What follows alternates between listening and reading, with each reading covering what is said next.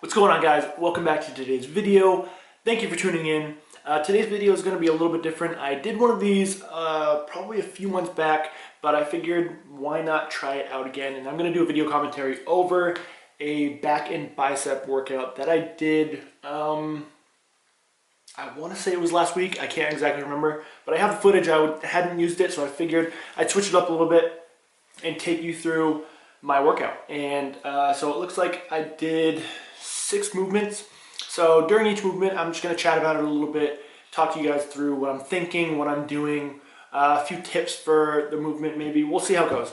But with that being said, let's get started. I'm going to watch it on the screen. I'm also going to overlay it while I talk. And so you guys can have a visual. I know sometimes it can be good to have a visual as well as somebody talking. So let's get into it.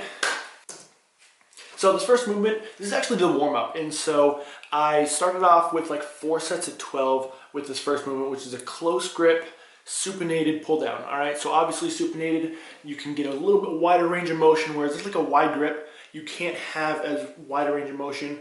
You're gonna be closer together, engaging the biceps a little more, seeing as you are supinated, squeezing the bicep. If you guys know, the bicep is one of your strongest supinators, and supinators is going from palms down to palms up. So if you're at 90 degrees and you have your palms facing down and you turn them up, you're gonna see that bicep flex a little bit, all right? So that bicep is really strong at turning that palm facing up. So turning that palm facing up is gonna engage the biceps a little more, as well as getting a good range of motion, a good stretch all the way in the lats versus having a wide grip on the bar. So that can help with really good overall good warm-up. And I like to do that. Again, high rep, nothing too heavy, just to get the body moving around. So the second movement here is a hammer strength throw. I was only doing 2 places. I was really focusing on the movement itself and really getting my shoulder blades retracted, pulling through the elbow. And as you guys can see, I'm grabbing at the top of the handle. All right, so the handle comes up. I'm grabbing at the top. I'm not grabbing around with my thumb. I have my thumb over the top or around the same side as the rest of my fingers. So this can help really take the form out of it, take the grip out of it. If you really think about, people say this all the time, but using your fingers as hooks and pulling back with your elbows. All right, so driving the elbows back, keeping those shoulders down as well. That's another big tip with doing any sort of row, keeping your shoulders away from your ears. All right, so if you see, I have a lot of separation between my ears and my shoulders. I'm not coming up and then rowing into my armpit. I'm actually keeping those elbows down and rowing to my sides instead. All right, so keep those shoulders down, pull through the elbow, and really squeeze at the back. All right, I like to start off that movement by actually retracting the shoulder blades and then pulling back with the elbows. It kind of helps engage everything a little bit more, helps you really think about what the movement is actually supposed to be like, all right? So moving on, this next movement is actually a little bit weird. It's a little different, but I like to call it a dead hang barbell curl. Okay, so as you can see, I'm hanging down. I'm almost in like a deadlift position as you would be with like a pen lay row or something like that. And I'm actually curling up towards my forehead. Now, reason for this being is so many exercises is based upon the line of pull. And the line of pull, best described, I guess, is the relationship of where gravity or the weight is pulling your muscle, or in relation to the joint that you're moving, okay? So if you look at where I am pulling from right now, obviously gravity is pulling that weight straight down to the floor every single, like the entire movement. And if you look at where the angle of the bicep is, now at the very top, if I pause it, right there, my bicep is at full tension, okay? That line of pull is straight down from that barbell, okay? This is very important because say you're using a cable or say you're using a dumbbell and you're standing straight up, that line of pull at the top, boom, is straight down, all right? You can basically rest right here.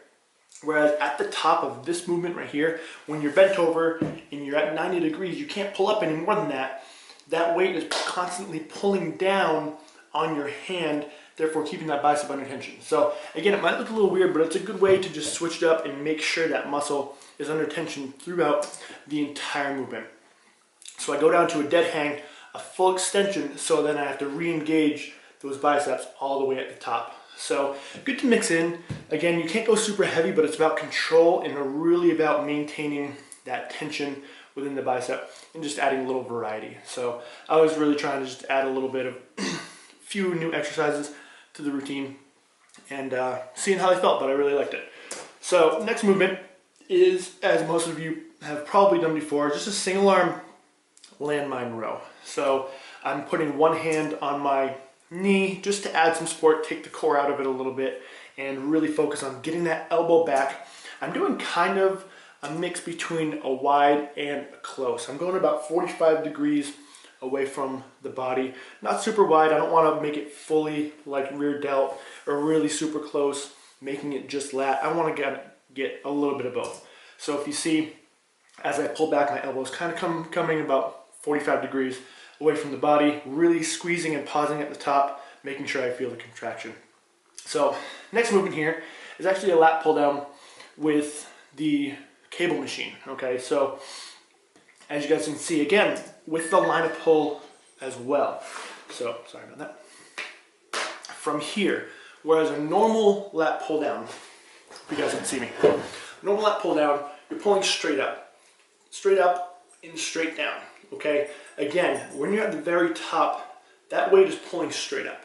Okay, whereas if you are pulling from the sides and out, you're constantly being pulled. You don't really have a point where you can relax, okay? So you'd have to definitely try this to feel it, and it's not an exercise that you go super, super heavy on, but it's more about really feeling the movement in its entirety from the beginning to the end and really squeezing at the bottom, all right? Trying to get those elbows in those back pockets, getting those lats really, really engaged. So I like to toss this in. Again, this was more of an experimental workout.